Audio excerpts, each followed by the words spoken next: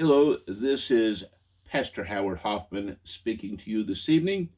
I am making a little tribute memorial to George Wesley Rawlin, trumpet master, who was born May 3rd, 1947, and passed away December 8th, 2025. I wish to share my experience with him as a little tribute, for there is basically nothing on the internet. There was no obituary, there was no funeral, there was no celebration of life. So if you are a friend of his, maybe this will bring some comfort or remembrance to his life. I ran across George while I was at the Salvation Army Officers Pastor Training School in Atlanta, Georgia. How I came upon him was I played trumpet myself a little bit, just a wee little bit, and I am interested in others who play rather well. I was having some free time, and as it were, I looked up a gentleman I had heard in concert, a younger man by the name of Chiz Ryder, on YouTube. I found him, and beside of that, I saw this gentleman who was a larger gentleman, kind of as you look at me, very much similar to me. And I saw this picture of this gentleman, and I said, well, I wonder, I'm being truthful 100% with you, I wonder what the big old fat boy can do with the trumpet. That's a pot calling the kettle black. So here is what I heard. I'm going to play just a little bit of it for you.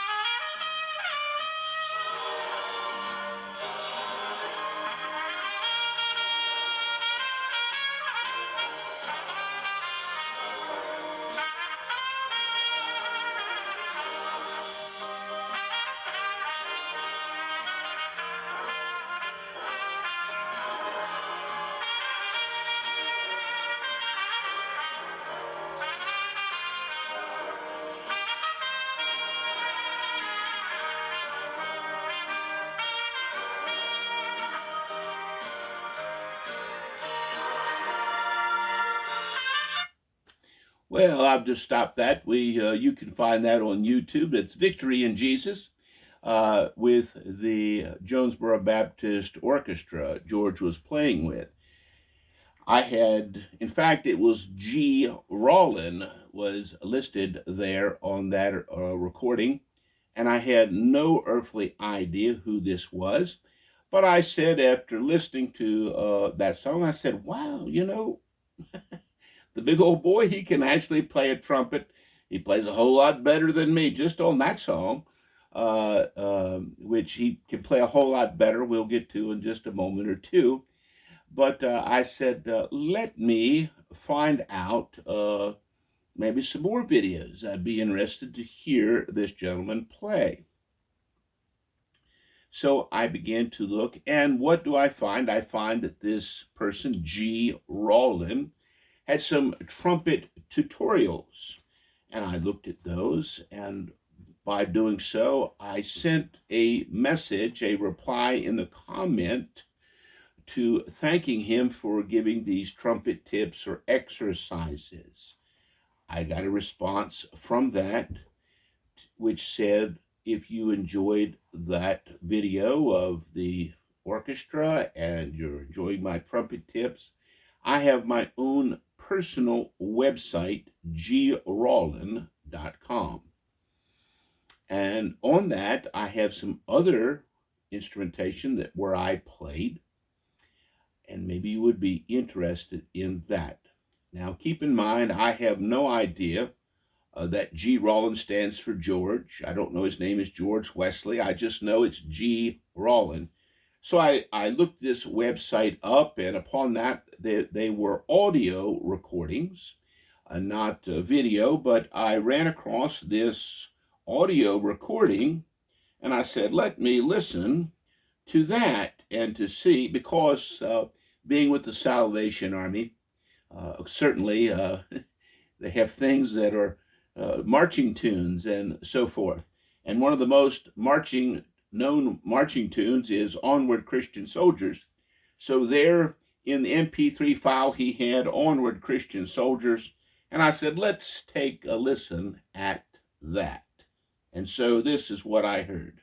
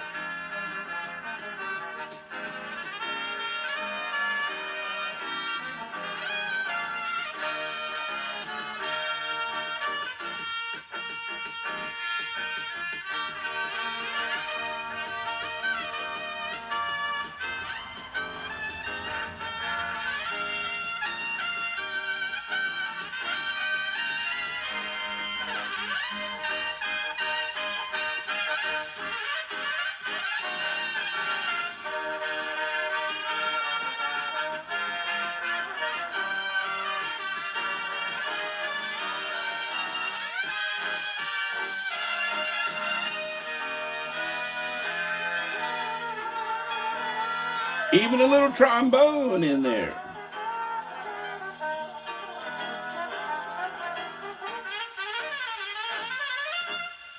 Here comes George again.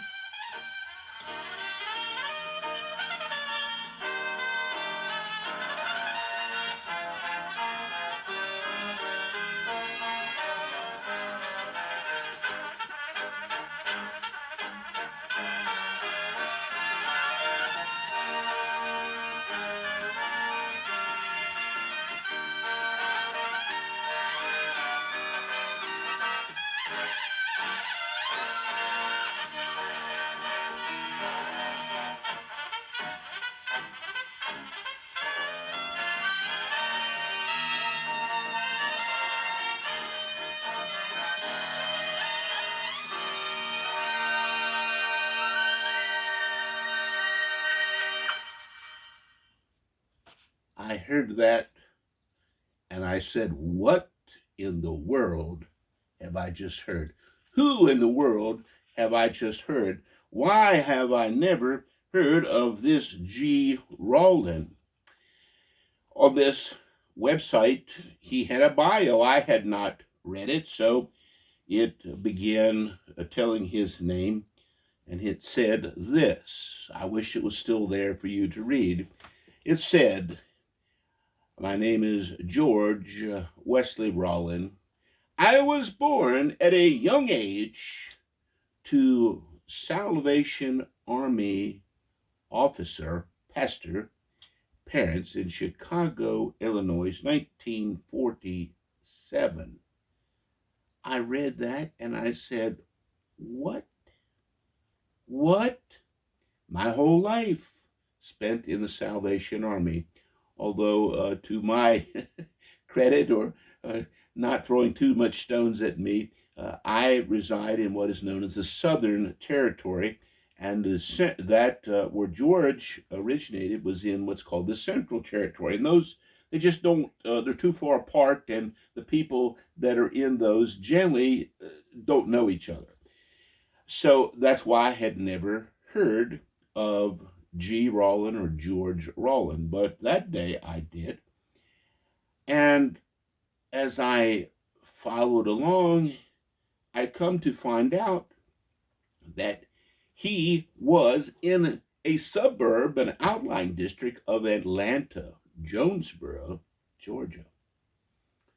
So, being that he was from Chicago initially, our own music director was from Chicago area, the central territory of the Salvation Army. Lady, a very musical lady. And I said, sure, maybe she knows something about George Rawlin.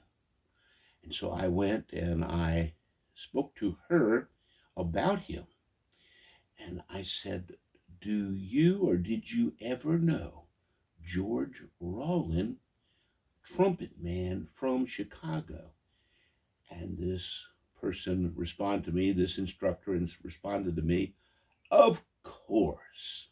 I grew up with George. And my immediate response was, well, he only lives over in Jonesboro. That's really not too far away. You ever get him to come out here to our college and play? Yes, she said, years past, but it's been quite a while. I said, it's high time to get him back.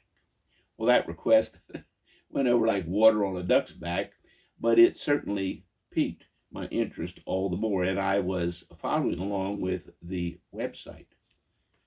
Very, very soon after that, it was in the fall of the year, and very soon after that, we were to get an assignment to be a assistant pastor at one of the local area. There, as I say in Atlanta, there are many suburbs. And lo and behold, where did my wife and I get assigned to be assistant pastor for the Christmas season to help with the work of the Salvation Army? You guessed it already, Jonesboro, Georgia. Well, it's a very busy time at the Salvation Army, and I didn't have a whole lot of free time. But the pastor that I was assisting, lo and behold, also was a trumpet player. I explained to him who George Rawlin was. I played the little video or the little audio that I played for you. And I said, this man lives in Jonesboro, and actually has a job. He works over at the Jonesboro Baptist Church. We had a lull in one day's afternoon, and I said, let's get in a van and let's go see if he is there. It's a large church. Let's see if we can find him. And so that's exactly what we did. Come to find he had an office, his own office, down in the basement of the church.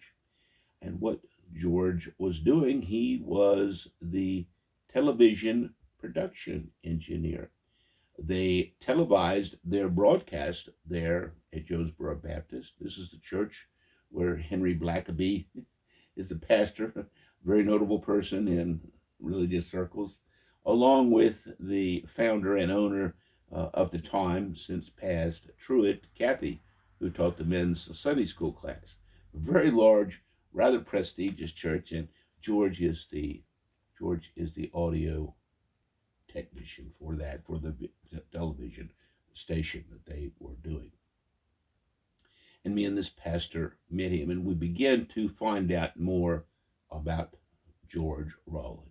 George Rawlin had started out as a young man, and he played for the Salvation Army in Chicago with the Chicago staff band. Oh my. I played trumpet. If I played for another 100 years, I'm not good enough to be in the Chicago staff band. But then he stepped it up a notch, and he went to play for the New York staff band with the Salvation Army. That's even a higher prestigious band to be with. From there, in the mid-60s, he played with a group I was unfamiliar with, just a little before my time, called the Spurlows. They were hired by the Chrysler Corporation to go around and to try to encourage young folks to be safe drivers, and they went to every town where a new Chrysler dealership was to be opened, and they would put on musical performances. They were singers and musicians. With that group, a very, very notable trumpet player, Mr. Phil Driscol, probably the most noted professional trumpet player, was in the band, and George traveled with him for over 2 years.